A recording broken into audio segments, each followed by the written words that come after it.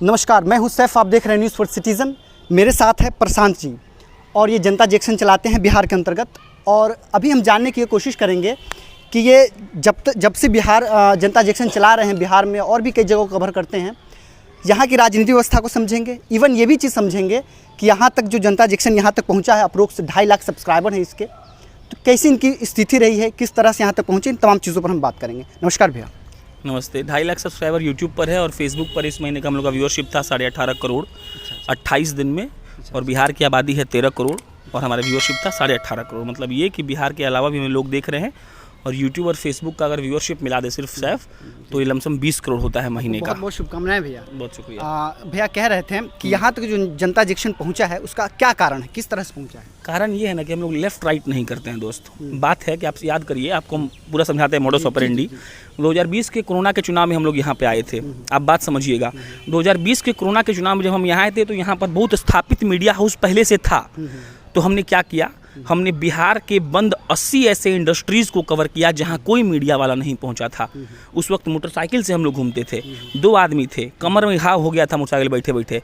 एक मोटरसाइकिल को हमने 3 महीना में 19,000 किलोमीटर चलाया था। ये डेटा है, हमने लिख के रखा हुआ है।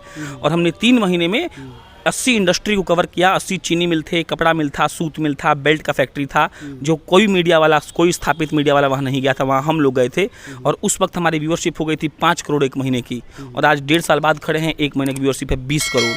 तो आप समझिए, हम लोग इसलिए आगे बढ़े, हम लोग को इसलिए बिहार की जनता ने चुना क्योंकि हम लोगों ने वो दिखाया जो कभी कोई सोचा ही नहीं था। हम लोग आज भी वो दिखा रहे हैं जो कोई नहीं सोच सकता है। सैफ, दिक्कत क्या है, देखिए, स्थापित लोग यहाँ पर हैं। और लोग कहावत गाँव में नहीं कहता जी कि कुछ बिना करेले कुछ ना मिलेगा, तो आप करिएगा तो आपको मिलेगा। तो हमने बिहार के असलियत को दिखाया है, उस बिहार को दिखाया है जिस बिहार को दिखाने में आज लोग कतराते हैं। आज हमारी टीम 18 लोगों की भले हो गई हो, लेकिन हम जब 2 थे तो उतना ही जोश था, 18 हैं तो उतना ही जोश है। ये बताइए भैया कि आपने कहा लेफ्ट और राइट को हम नहीं दिखाते हैं, तो कहीं ना कहीं एक लोगों की मानसिकता है आपके ऊपर कि जनता जंक्शन उस चीज़ को दिखाता है जो ज़्यादा सत्ता में जो चीज़ें हैं, जो सरकार हैं, उनके पक्ष में दिखाते हैं। तो क्या ये सत्य है? ये देखो, ये लोग नहीं कर रहे, ये सैफ आप कह रहे हैं, आपका हम जवाब देते हैं। 80 जब इंडस्ट्री था तो सरकार किसकी थी? नीतीश कुमार की। आज सरकार किसकी है? नीतीश कुमार की। तो हम काहे दिखाते? सत्ता के पक्ष में होते तो खत्म हो गया, जवाब मिल गया आपको। ये क्या लगता है भैया कि अभी जो एक जायसवाल जी ये लगाए हैं, बिहार के प्रदेश अध्यक्ष ने लगाया है, भारतीय जनता पार्टी के प्रदेश अध्यक्ष ने लगाया है कि तेजस्वी जी भारतीय जनता पार्टी के साथ सरकार बनाना चाहते थे, इस पस मंजर को किस तरह से देखते हैं? हो सकता है गए होंगे, कौन बड़ी बात है, मैं किस बड़ी बात थोड़ी है। हो सकता है कितना लोग राजनीति में नहीं चला जाता है जी कि हमरा ही माफ़ कर दीजिए। कितना लोग डील नहीं कर लिया। ज्योतिरादित्य सिंधिया इतना दिन भाजपा का विरोध किए, सबसे बड़का कांग्रेसी ज्योतिरादित्य सिंधिया थे ना जी, हैं, जीतते आ रहे थे कि नहीं? भाजपा में नहीं मिले हुए अभी हवाई मिनिस्टर, है ना? तो कोई बड़ा बात नहीं। हो सकता है तेजस्वी यादव गए हो सकता है नित्यानंद राय वाला बात भी सही हो, नित्यानंद राय तेजस्वी यादव को बोले हो कि हमको आरजेडी में ले लीजिए। ये राजनीति है, राजनीति में कुछ। अखिलेश यादव के पिताजी मुलायम सिंह यादव को यशवंत सिन्हा ने 1997 में कहा था कि आप ISI के एजेंट हैं, आप पाकिस्तान को इन्फॉर्मेशन पास करते हैं। यशवंत सिन्हा ने, उनके बेटे, कल चुनाव था राष्ट्रपति जी का, जना वोटिंग था ना, उनके बेटे किसको वोट दिए हैं? यशवंत सिन्हा को। जो अपने बाप का नहीं हुआ क्या होगा? तो राजनीति में कोई कुछ भी हो जाता है दोस्त, उसका कुछ नहीं है। बिहार की राजनीति को किस नज़र से देखते हैं भैया? ठीक है, बढ़िया है, नया लोग को आना चाहिए बिहार के। हम लोग का जनता जंक्शन का एक टैगवर्ड है, वो है कि बिहार की थक चुकी राजनीति और सुस्त पड़ी पत्रकारिता की उपज है जनता जंक्शन। तो राजनीति है, थकेली हो गई है। आपको समझाते हैं कैसे, आप यंग हैं बहुत, आप समझिए इस बात को। लालू यादव कौन जनरेशन के नेता हैं? जयप्रकाश नारायण के। नीतीश कुमार कब के हैं? जयप्रकाश नारायण के। उपेंद्र कुशवाहा कब के हैं? उसी वक्त के। तो अभी जितना नेता बिहार ही नहीं भारत की राजनीति में जो परस्पर बने हुए हैं ना, वो सारे नेता जयप्रकाश नारायण के वक्त के हैं। इमरजेंसी के वक्त, जब इमरजेंसी लगा तो ये लोग चिल्लाया इंदिरा गांधी के खिलाफ, ये लोग जीत गया और ये लोग आज शेर बना हुआ है। तो अब जो है ना, अब बदलाव होगा। अब कैसे होगा समझ लीजिए, अब नया पौध आ रहा है, बात समझिएगा। अब लोग नया पौध आएगा और ये लोग हटेंगे। तो देखिए, बिहार का राजनीति या फिर कहीं का राजनीति खराब अच्छा नहीं होता है। होता क्या है कि वहाँ का नीति कैसा है, सिस्टम कैसा है। तो बिहार का सिस्टम इसीलिए पीछे है क्योंकि हम लोग शुरू से पीछे रहे हैं। इस खाई को पाटने में बहुत समय लगेगा सैफ जी। तो दिक्कत यही है कि नया पौध जल्दी आए तो बिहार की राजनीति में कुछ बेहतर होगा। बाकी हम लोग तो हैं ही, हम लोग लगे हुए हैं। जहाँ पर सबसे ज़्यादा दिक्कत है, जहाँ तक मैंने देखा है कि शिक्षा पर बहुत ही ज़्यादा दिक्कत है। मैंने देखा है कि वही केरल का देख लीजिए, दिल्ली का देख लीजिए, और भी तमाम जगहों का मैंने शिक्षा नीति को देखा है, उत्तर प्रदेश का भी देखा है। बिहार इतना नीचे लेवल पर क्यों आ रहा है, क्या दिक्कत? बात ऐसा नहीं है, बात यह है कि हम लोग का एक बेसिक इंफ्रास्ट्रक्चर नहीं है सैफ, आप समझिएगा इस बात को। जैसे कोटा में जितना शिक्षक पढ़ा रहा है ना कोचिंग में, वो बिहार का है, पटना का। बम्बई के किसी सबसे बड़े कॉलेज में जाइए, वहाँ आपको एक बिहारी मिलेगा। तो हुआ क्या है कि आपको एक किस्सा सुनाते हैं, आज का किस्सा। एकनाथ शिंदे बने हैं महाराष्ट्र के मुख्यमंत्री। आज पटना में एक परिवार का वो हो गया, मराठी लोग हैं वो लोग, गैस वैस फट गया, उनको दिक्कत हो गया। तो उस परिवार के एक भाई हैं, डॉक्टर, पुणे में रहते हैं। उस परिवार के भाई पुणे में थे। अब इतना तबीयत लोगों का ख़राब हुआ कि बिहार में इलाज नहीं हो सकता था। तो वो भाई आए और बोले कि एरोप्लेन से एयरलिफ्ट कर लेंगे लालू यादव की तरह। तो एगो प्लेन से एक बार में एगो मरीज जाता है। वो लोग 4 लोग थे घायल, तो 4 बार आता, एक बार का पैसा लगता है 10 लाख, 4 बार का हुआ 40 लाख। तो परिवार वाला परेशान कि इतना पैसा कहाँ से आएगा। डॉक्टर साहब जो पुणे में रहते थे ना, वो एकनाथ शिंदे के एक आदमी को बोले कि देखिए ऐसा प्रॉब्लम है हमको। एकनाथ शिंदे का वो आदमी बोला एकनाथ शिंदे के पीए को, ये पुणे के एक डॉक्टर साहब हैं, उनका परिवार वाला ये है, मराठी हैं वो लोग, ऐसा पोस्ट में पटना में है। एकनाथ शिंदे ने कहा कि हम एरोप्लेन अपने पैसा से भेजेंगे। कल की घटना है ये। उसके बाद महाराष्ट्र की सरकार ने कहा कि नहीं, हम पैसा नहीं दे सकते हैं, क्योंकि नियम कानून होता है ना कि किसको पैसा देना है किसको नहीं। एकनाथ शिंदे ने अपने पर्सनल पैसा से अभी वो लोग को एयरलिफ्ट करा लिया है, पर्सनल पैसा से, पर्सनल 40 लाख रुपया। लालू यादव देंगे? हैं? मूत्र निकल जाएगा लालू यादव का देने में, और नीतीश कुमार का मूत्र, आप समझिएगा। तो एकनाथ शिंदे क्यों आगे है? एकनाथ शिंदे मतलब आप महाराष्ट्र समझिए। महाराष्ट्र क्यों आगे है? क्यों साउथ वाला देश आगे है? कहा कि उन लोग के नेता के पास प्लानिंग है। हमारा शिक्षा व्यवस्था इसलिए चौपट है कि हम लोग जैसा लोग जाके बाहर नौकरी कर रहा है, जो कोटा में पढ़ा रहा है वो यहाँ आके पढ़ाएगा तो क्या दिक्कत है? उसको पैसा दीजिए आप बनाइए एक ऐसा हब पटना में, जहाँ पे पटना में अच्छा कोचिंग नहीं है क्या? सब दरोगा सब यूपीएससी निकलता है। तो यहाँ पे सरकार ने उस डेवलपमेंट के नज़रिए से सोचा ही नहीं। शिक्षा व्यवस्था सरकारी स्कूल से नहीं चलता है। सरकारी स्कूल एक पैमाना है, सब पैमाना को ठीक करिए। यहाँ के सरकारी स्कूल में, यूनिवर्सिटी में 8 साल में 3 साल का ग्रेजुएशन होता है, विकास इसको कहते हैं। बताइए, दिल्ली में तो सरकारी स्कूल चल रहा है। अरे 1-3 से नहीं होता है। तुम कहोगे कि सबको सरकारी नौकरी दे दो, फिर तुमको भी देते हैं, तुम्हारे बेटा को देते, तुम्हारे घर वालों को, पूरा खानदान को नौकरी देते क्या? ऐसा नहीं होता है दोस्त। सरकारी नौकरी इज अ पार्ट, याद रखिए। सरकारी नौकरी सबको, हम सरकारी नौकरी कर रहे हैं क्या? आप करेंगे सरकारी नौकरी? आप तो पत्रकारिता कर रहे हैं। तब सरकारी नौकरी सबको नहीं दी जा सकती है। दिल्ली के सिस्टम के बहुत सराहनीय हम वो हैं, दिल्ली रहे, हम भी पढ़ाई दिल्ली से किए हैं दोस्त। दिल्ली के सिस्टम से दिल्ली के सारे बच्चे नहीं पढ़ सकते हैं।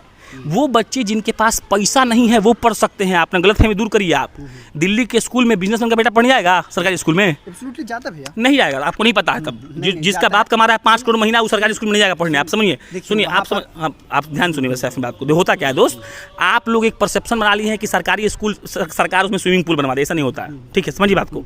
सरकारी स्कूल में वो लोग पढ़ने जाता है जिसके पास पैसा नहीं है। आप मिड डे मील खाने गए होंगे, क्योंकि आपके पास पैसा नहीं होगा, लेकिन आपसे ऊंचा जो ओहदा रखता होगा आपके गाँव में, वो मिड डे मील खाने नहीं गया होगा। सरकार का योजना किसके लिए है? आप समझ। देखिए, वहाँ पर ऐसी परिस्थिति है कि चाहे वो बड़ा का बच्चा हो, किसी नेता का बच्चा हो या ये हो, अगर किसी के पास रिसोर्स है तो भेज रहा है। जैसे बिहार में भेजता है, वहाँ दिल्ली में भी भेज रहा है कि अपने बच्चे को अच्छी शिक्षा दें। लेकिन अच्छे घर के भी बच्चे जो हैं वो भी सरकारी स्कूल में आते हैं और पढ़ते हैं, एजुकेशन लेते हैं, उसमें कोई संदेह नहीं है। ये रियलिटी है वहाँ की। सुनिए, होता क्या है कि सरकारी प्राइवेट की बात नहीं है, बात है दोस्त एक सिस्टम की, ठीक है? दिल्ली के सरकारी स्कूल का सिस्टम बढ़िया हो गया है, लेकिन आप अगर ये बोलेंगे कि दिल्ली का सारा बच्चा उसमें पढ़ने जाता है, तो ये आप पागल हैं। क्यों? क्योंकि आप आंकड़ा उठा के देख लीजिए, दिल्ली का आबादी 2 करोड़, सरकारी स्कूल कितना है, उसमें सीट कितना होगा? तो देखिए, सुनिए, प्राइवेट सरकारी करने से नहीं होता है। फॉर एग्जाम्पल, दिल्ली में वो सिस्टम चलता है, पता हो आपको तो, कि दिल्ली में किसी का एक्सीडेंट होता है तो उसको जो उठा के ले आता है सबसे नियरेस्ट अस्पताल में, तो उसका इलाज फ्री में होता है। देखिए कितना अच्छा सिस्टम है। इसलिए अच्छा सिस्टम है कि वो अस्पताल जो नियरेस्ट है वो प्राइवेट है कि सरकारी है, उससे मतलब नहीं है। सरकार ने ये नियम बनाया है कि अगर कोई घायल इलाज के लिए आएगा, उसका पैसा दिल्ली की सरकार देगी। बात समझिए।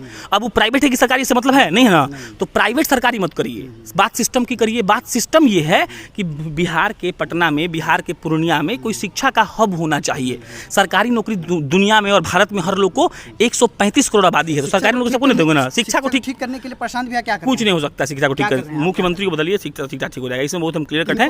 नीतीश, ये हम नहीं जानते, हम ही को बना दीजिए, आप क्या दिक्कत है? हाँ, देखो एक बता रहे हैं, नीतीश कुमार जी की सरकार इस हिसाब से काम कर रही है सैफ, कि वो लोग पैमाना माने हुए हैं कि हमारा पैमाना लालू जी हैं। लालू जी सबसे बड़ा चोर थे।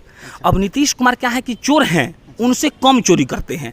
तो नीतीश कुमार को लगता है कि लालू जी के राज में 7 बजे के बाद कोई अपने घर से नहीं निकलता था, समझना इस बात को।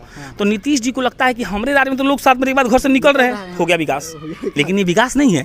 अब आप बेंगलोर से कंपेरिजन करिए ना, बिहार का और बेंगलोर का। हम लोग को यहाँ काम करने का बढ़िया लोग नहीं मिलता है, सब लड़का लोग चल गया है दिल्ली बम्बई कमाने।